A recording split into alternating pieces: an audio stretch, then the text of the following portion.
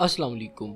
नेज़ोट्रैकियल section एक ऐसा procedure है जिसके ज़रिए पेशेंट के ट्रैकिया में फंसे स्प्यूटम यानी रेशे को एक सक्शन डिवाइस के ज़रिए सक कर लिया जाता है। ये प्रोसीजर उन लोगों में परफॉर्म किया जाता है जो खांसी के ज़रिए या किसी और तरीके से अपनी सांस की नाली को बहाल नहीं कर पाते। स्प्यूटम के अलावा पानी, खून या कोई और पार्टिकल्स जो लंग्स या ट्रैकिया में दाखिल हुए हों, उनको भी ट्रैकिया से सक करके निकाला जा सकता है।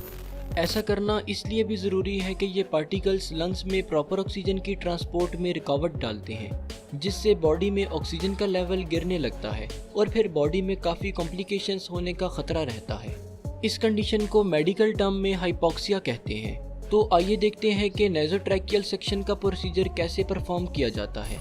सबसे पहले डॉक्टर सक्शन पंप के साथ एक ट्यूब कनेक्ट करके सक्शन प्रेशर को सेट करता है। इसके बाद एक कैथेटर सक्शन ट्यूब के साथ कनेक्ट कर दिया जाता है। फिर इस कैथेटर के एंड को वाटर सोल्यूबल ल्यूब्रिकेंट से तर किया जाता है ताकि नाक के रास्ते कैथेटर आसानी से पास हो सके।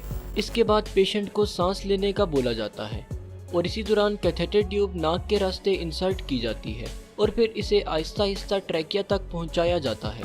इसके बाद सक्शन पंप को ऑन करके ट्रैकिया में मौजूद स्प्यूटम या बाकी पार्टिकल्स को सक कर लिया जाता है।